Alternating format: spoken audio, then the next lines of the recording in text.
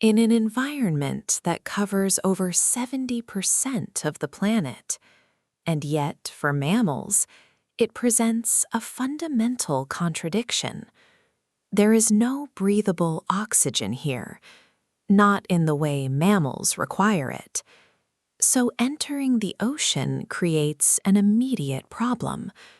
This shouldn't be survivable, yet some of the most dominant mammals on Earth live here, not just surviving, but outperforming their land ancestors. How? They re-engineered their entire biology around oxygen management.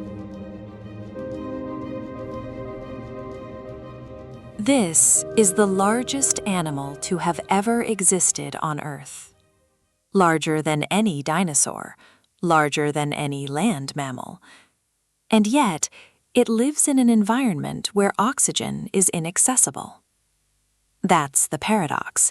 If you're thinking in terrestrial terms, this shouldn't work. A body this large should require constant oxygen intake. But the ocean changes one key variable. Buoyancy eliminates weight. The blue whale doesn't need to support its mass against gravity. That constraint disappears, so evolution can scale the body upward without structural collapse. But oxygen remains limited. So instead of solving the problem externally, the whale solves it internally. The blue whale becomes an oxygen storage system. Its blood volume is enormous. Its muscles are saturated with myoglobin, a protein that finds oxygen at high concentrations. Its lungs collapse safely under pressure, redistributing air into reinforced pathways. If you're tracking the physiology, this allows the whale to store oxygen efficiently and use it slowly. Then comes the dive reflex. Heart rate decreases. Blood flow is redirected away from non-essential organs. Metabolism slows. This is controlled resource allocation. The whale is not holding its breath in the way humans do. It is managing oxygen like a finite fuel reserve. And here's where scale becomes an advantage. Larger animals have lower mass-specific metabolic rates. That means they consume less oxygen per unit of body mass. So paradoxically, being enormous makes the whale more efficient. In the ocean, size is not a burden, it's a strategy. Now look at how it feeds. Instead of chasing individual prey, the blue whale consumes entire swarms. This reduces energy expenditure while maximizing intake. Energy in, energy conserved, energy stored. Everything about this animal is optimized for efficiency, because inefficiency underwater means one thing: you run out of oxygen. Now shift your focus. Not all marine mammals rely on size. Some rely on information. Because in the ocean, vision is unreliable. Light dissipates quickly. Turbidity obscures detail. So the question becomes, how do you hunt what you cannot see? The dolphin answers with sound. This is echolocation. The dolphin emits high-frequency quicks. These sound waves travel through water, strike objects, and return as echoes.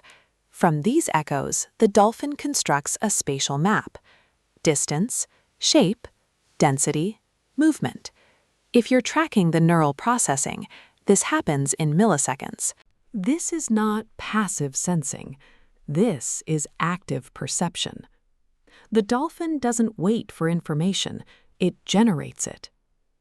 Now, consider the energy cost. The dolphin has a large brain, one of the most metabolically expensive organs in biology. Maintaining it requires constant oxygen supply.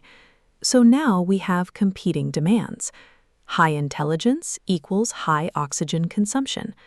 Diving lifestyle matches to limited oxygen availability.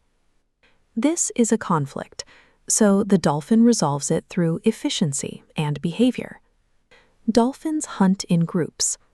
cooperative strategies reduce individual effort. Fish are herded, trapped, and consumed with minimal energy expenditure.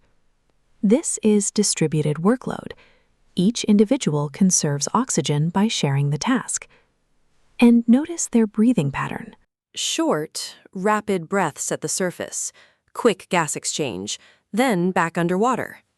The cycle is optimized. No wasted time, no wasted motion. In the ocean, intelligence is not just about thinking, it's about conserving energy through strategy. The dolphin transforms sound into sight, cooperation into efficiency, and intelligence into survival. You don't want to miss the epic beginning? Click the link in the description to witness the rise of the land titans in Chapter 1. Now we move into extremes. Depth. Pressure increases rapidly as you descend. At just 1,000 meters, the pressure is over 100 times that at the surface. At these levels, lungs should collapse, tissues should compress, nitrogen should dissolve into the bloodstream, creating lethal effects upon ascent. This shouldn't be survivable. Yet, the sperm whale dives beyond these limits.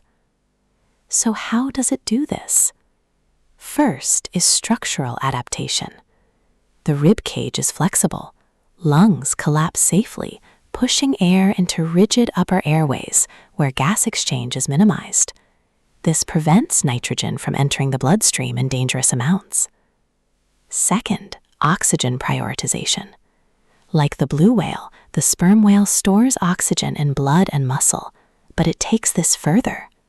Non-essential systems shut down. Only the brain and critical organs receive oxygen. Everything else waits, regularly. Third is pressure tolerance. Cell membranes, proteins, and enzymes are adapted to function under extreme pressure. This is biochemical resilience. Now consider the behavior. The sperm whale hunts at depth. Giant squid, elusive, energy-rich prey. But hunting here requires precision. No light, immense pressure, limited oxygen. So once again, echolocation becomes essential. Sound replaces vision. But at this depth, every movement is costly. So the whale moves with deliberate control. Minimal motion, maximum efficiency. At extreme depth, survival is not about strength. It's about precision under constraint. And then comes the ascent, a controlled return to the surface. Too fast, and decompression risk increases. Too slow, and oxygen runs out. So the whale calculates, not consciously, but physiologically. Every dive is a balance between time, depth, and survival margin. Now step back. 3 species, 3 strategies, 1 defining constraint.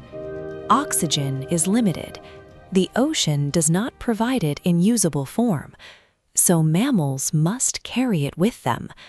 And once submerged, every action draws from that reserve. The blue whale maximizes storage and efficiency through scale. The dolphin maximizes information and coordination to reduce waste. The sperm whale pushes physiological limits to exploit extreme environments. Different solutions, same equation. Store more oxygen, use it more efficiently, spend it only when necessary. This is an oxygen economy. Every dive is a transaction, every movement is a cost, and every second underwater is a calculated risk, because when oxygen runs out, there is no recovery. But what happens when an animal refuses to specialize? When it doesn't fully commit to land or water? Because some mammals attempt something far more complex. They try to master both.